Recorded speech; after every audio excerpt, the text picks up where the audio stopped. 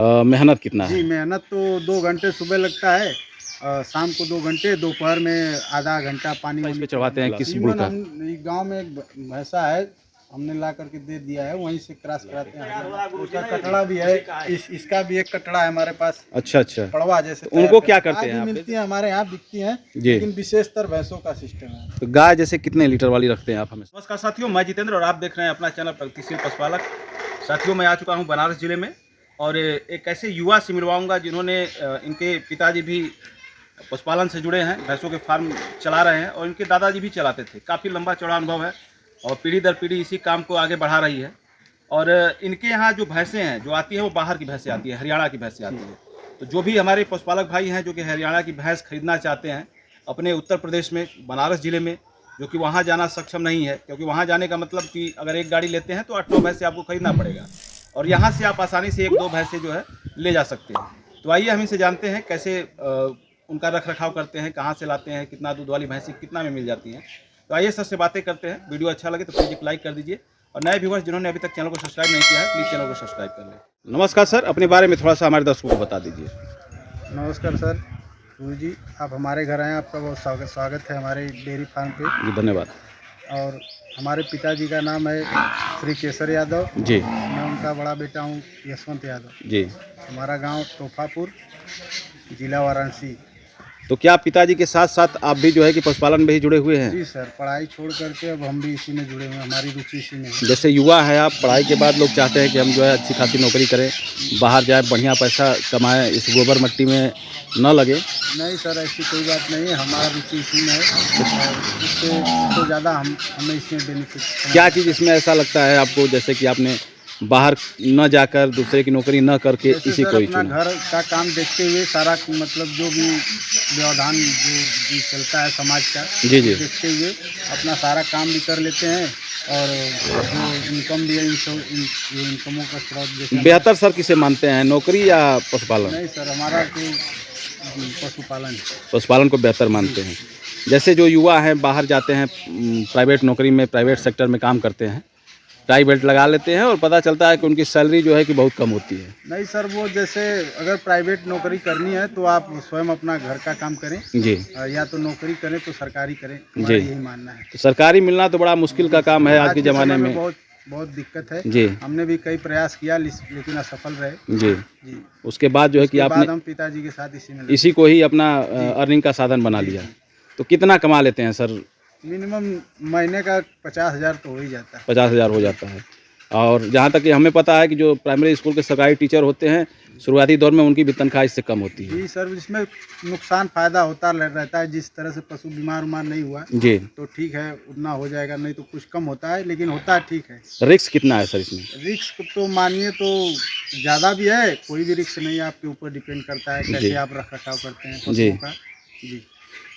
मेहनत कितना जी, है? मेहनत तो 2 घंटे सुबह लगता है, शाम को 2 घंटे, दोपहर में आधा घंटा पानी वानी पिलाना होता है, पिलाते हैं। रस-वस जो भी देता है। और कितने लोग मिल के इसको, जैसे परिवार के सदस्य ही पिताजी ने बताया कि सारे लोग देख लेते हैं, तो कितने लोग समय देते हैं इनके लिए? इसमें तो फिक्स जैसे कोई सिस्टम नहीं है, जो मौके पे रहता है। हम 2-3 भाई हैं, जी। पिताजी हैं और चाचा जी हैं, सब मतलब मिलके जो जिस समय पर रहता है वो सब काम कर लेते हैं। आपने बताया कि एक भैंस है हमारे पास जो कि ब्रीडिंग के लिए, जी, वो पर्सनल ब्रीडिंग के लिए ही। मतलब उसको बेचते नहीं हैं नहीं आप? सर, आपको पिताजी ने बताया होगा वीडियो में, वो 10 साल पहले 3 लाख की भैंस लाए थे, उसमें सबसे कम प्राइस की भैंस 60,000 की थी। जी, उसको हम लोगों ने घर पे रख लिया है। जी।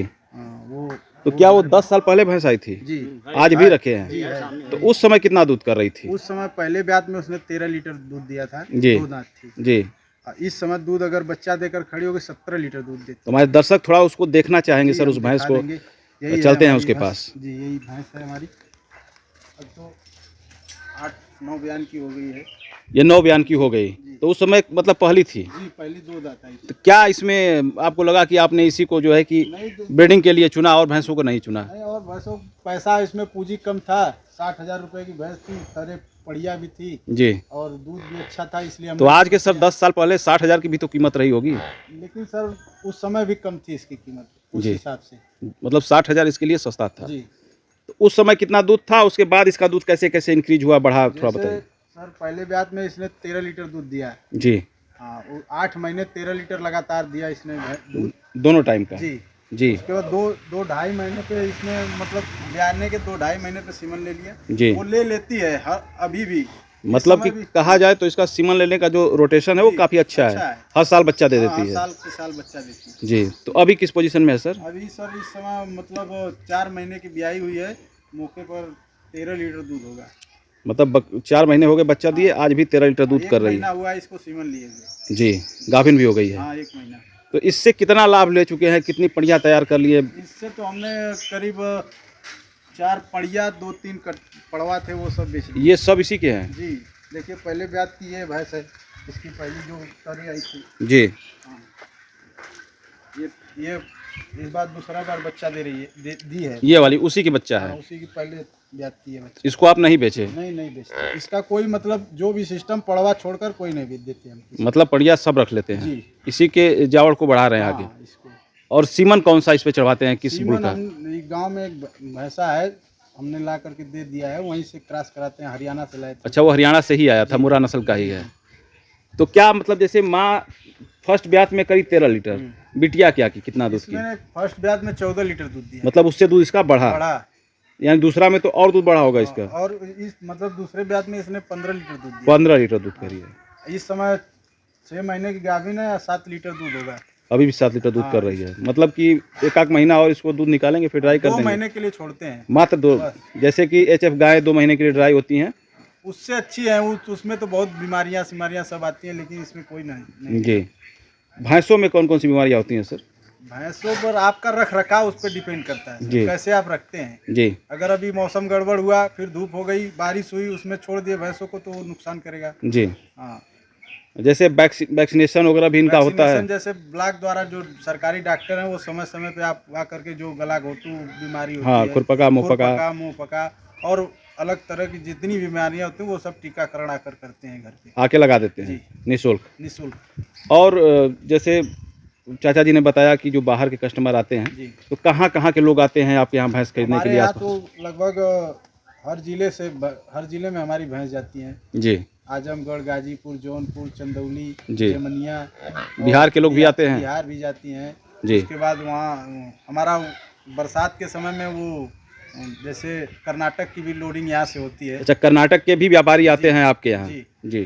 कर्नाटक, बीजापुर और वहाँ क्या बोलते हैं हैदराबाद।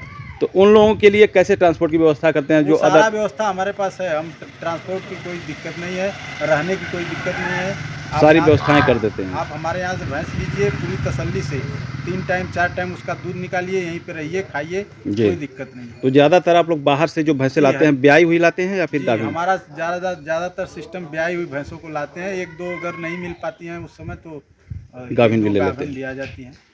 और वो पड़िया कैसी है सर? आपने बताया इसी की है?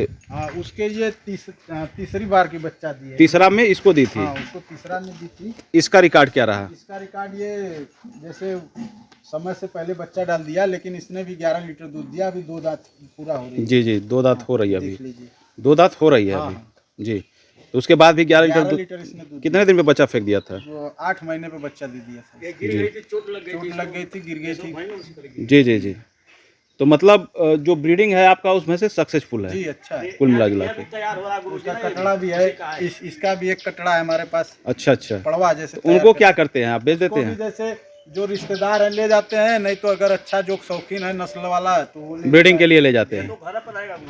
जी, घर पे रखेंगे। जी। तो साल 2 साल में वो कितने कीमत के हो जाते हैं? वो भी करीब 70,000 के ऊपर 1 लाख जैसे तैयार हो। मतलब साल 2 साल में इतनी कीमत हो जाती है, तो काफी उनको भी पिलाते खिलाते होंगे? जी, वो 2 बाट इसका अगला दो छिमी होती है, उस दुहाती नहीं है जी। इसका बच्चा चाहे पड़िया हो चाहे पड़वा वही पीते हैं। कितने दिन में, जैसे कि कितने महीने की होती है पड़िया उसकी तो सीमन ले लेती है? लीजिए, अब की बार उसने बच्चा दिया वो पड़वा है, पहले बार की यही पड़िया है जी। इससे पहले की ये पड़िया है जी। इसने भी सीमन ले लिया, 1 महीने का सीमन अभी उदन दांती। अच्छा, ये भी सीमन ले ली है? हाँ, सीमन ले। जैसे बहुत सी भैंसे होते हैं, हम देखते हैं कि 2.5 साल 3 साल हो जाते हैं और सीमन तब जाके लेते हैं। वो जैसे रख रखाव जैसे आप सेवा करेंगे उस हिसाब से होता है। इनको पड़ियों को क्या खिलाते हैं, कितनी मात्रा में? वही सब 2.5 किलो समय पे देते हैं राशन इनको। 2.5 किलो मतलब पर डे का 5 किलो? हरे चारे की क्या व्यवस्था है आपके फार्म चारे पे? का व्यवस्था हमारे पास हर समय उपलब्ध रहता 12 महीने रहता है। है? इस समय देखिए बरसी में अब उधर चरी तैयार हो रही है। जी। लोग मिनरल वगैरह खिलाते हैं, कैल्शियम ये सब? मिनरल वगैरह तो जब कोई ज़रूरत पड़ती है, हमको समझ में आए कि इसको मिनरल देना होगा तो देते हैं, नहीं तो नहीं देते। जब हरा चारा है तो मिनरल और कैल्शियम की मतलब अगर जानवर को हरा चारा आप दे रहे हैं तो मिनरल देने की कोई कोई आवश्यकता? ज़रूरत नहीं है। और डिवार्मिंग कीड़ी की दवा? कीड़ी की दवा तो जैसे ये पड़िया है, इन सबों को 3-3 महीने पे, बड़ी भैंसों को 6-6 महीने पे दिया है। जी। ये बड़ा बढ़िया जगह है आपका जो सर, बरगद के नीचे गर्मी हमारा सिस्टम ये है कि सर हमारे पास दोनों व्यवस्था है। जैसे फर्श पे रहती है, मतलब खड़ंजा है, जी उस पे भी रहती है, कच्ची माटी पे भी इनको रहना जरूरी होता है। जी 2-2.5 घंटे अगर ये माटी में रह लेंगी तो मतलब इनको आराम मिलता है। यहीं पे आराम से खाने के बाद आती होंगी, बैठती होंगी। गर्मी के दिनों में भी काफ़ी जो है कि गर्मी के दिनों में राहत। हाँ, पूरा अच्छा देता है। और गाय भी रखे हैं सर ये यहाँ पे? और ये सब घर पे दूध पीने के लिए हैं। तो गाय का दूध घर पे खाते हैं? गाय भी मिलती है हमारे यहाँ, बिकती हैं, जी। लेकिन विशेषतर भैंसों का सिस्टम है। तो गाय जैसे कितने लीटर वाली रखते हैं आप हमेशा? गाय भी 15 लीटर फिक्स। अगर 15-20 लीटर वाली गाय किसी किसान को चाहिए तो 15 लीटर वाली कितना में उपलब्ध करा देंगे और 20 लीटर वाली कितना में? क्वालिटी के ऊपर डिपेंड करता है। एक मोटी मोटा एवरेज प्राइस? जैसे एवरेज अगर 15 लीटर की गाय है, जैसे इस क्वालिटी की गाय है, तो हम इसको 40,000 45,000 में मतलब इस तरह की गाय मिल जाती हैं। और इससे अगर एचएफ लेना चाहेंगे 20 लीटर वाली, तो वो ज़्यादा रुपए की 70,000 75,000 की। तो उसके लिए भी आपसे लोग संपर्क हाँ, कर सकते हैं? दिला देंगे? जी, दिला देंगे आराम हाँ से? एकदम। और उनके लिए भी ट्रांसपोर्ट की व्यवस्था हो जाएगी? कुछ सिस्टम। और युवाओं के लिए कुछ सलाह देना चाहते हैं जो नया डेयरी फार्म शुरू करना चाहते हैं? सलाह है सर कि अगर सरकारी नौकरी मिले तो करिए, नहीं तो फिर अपना स्वयं का काम करिए। कैसे शुरू करें, कितने लीटर वाले जानवरों से शुरू करें ताकि उनका डेयरी? एक एवरेज 10 लीटर का अगर पशु आप लेंगे मान करके, हाँ भैंस, जी, तो आप उसमें सक्सेस हो जाएंगे। कम से कम 10 लीटर दूध 10 होना लीटर चाहिए। दूध। उससे कम की भैंस लेंगे तो कोई मतलब नहीं। और 10 लीटर वाली कितना में उपलब्ध हो जाएंगी सर? सर 10 लीटर की तो हमारे पास जैसे हरियाणा वाली आएंगी तो 90 95। जी। उसके ऊपर क्वालिटी के ऊपर डिपेंड करता है, उसकी खूबसूरती के ऊपर डिपेंड करता है कैसी है, जी। कैसी आप चूज करना चाह रहे हैं। जैसे बहुत से लोग खोला में खोजते हैं कि 2-4 बयान की राय तो कुछ। सर हरियाणा में महंगी मिलती है। अच्छा, वहाँ महंगी अब मिलेंगी? वो यहाँ पर सदती भी नहीं है, मतलब आती हैं तो परेशान करती हैं, महीने 2 महीने तक खाती ही नहीं। जी। हाँ, और वहाँ पहली फर्स्ट टाइमर ही हम लोग लेते हैं। अच्छा, जैसे आप दूर से लोड करके लाते हैं जी। तो काफ़ी जानवर थकान में भी हो जाते होंगे, जी। तो यहाँ आने के बाद कैसे उसको मेंटेन करते हैं सर? मेंटेन सर वहाँ पे हम अगर गाड़ी में एक पशु कम लाएंगे तो कोई दिक्कत नहीं होगी। उसमें बालू डाला जाता है, मट्टी, उसमें आराम से बैठ के एक बीच में इटावा में रेस्ट देते हैं उनको। फिर उसके बाद यहाँ आ जाती, जो अगर कोई दिक्कत होती है तो डॉक्टर के सलाह से उसका इलाज किया। यहाँ आने के बाद यहाँ जैसे उसको आ जाएंगी तो उसको गर्म पानी हुआ, उसमें नमक डाल दिया, उसका पैर वैर धो दिया जी, तो जैसे ताकि पैर का गाड़ी में खड़ा आती होंगी तो उसको थकान दिक्कत नहीं हो, थकान उसके दूर हो जाए। जी। जी। और खान पान मतलब वहाँ का कुछ अलग होता होगा, हमारे यहाँ का आपके यहाँ का कुछ अलग होता होगा? वहाँ का खान पान सर, उसके साथ हम लोग वहाँ देते हैं बिनौले की खल देते हैं, जिसको हम यहाँ पर कपास बोलते हैं, और चना की चूरी, तो वही लाते हैं। फिर धीरे धीरे अपने यहाँ अपने वाले वातावरण में इसको सेट करते हैं। धीरे धीरे। तो यहाँ आप क्या खिलाते हैं? वहाँ जैसे चाचा ने बताया कि यहाँ चना की चूरी जो है कि देते हैं। हाँ, हम यहाँ पे जैसे मेन ज़्यादा ध्यान उस पर चना की चूरी, चोकर हो गया, मसूर आदमी देते हैं, और बिनौले की खल भी कोई देते हैं। दलिया विशेष रूप से, जैसे उसको दरा करके, घर का गेहूं है तो उसको मतलब उबाल करके उसको देते हैं। गेहूं की दलिया उबाल के देते हैं। जानवर भी स्वस्थ रहते होंगे और दूध की क्वालिटी भी अच्छी रहती हाँ, होगी। एकदम सर। जी जी। बहुत बहुत धन्यवाद सर, आपने इतना कीमती समय हमारे दर्शकों के लिए दिया। बहुत बहुत धन्यवाद आपका।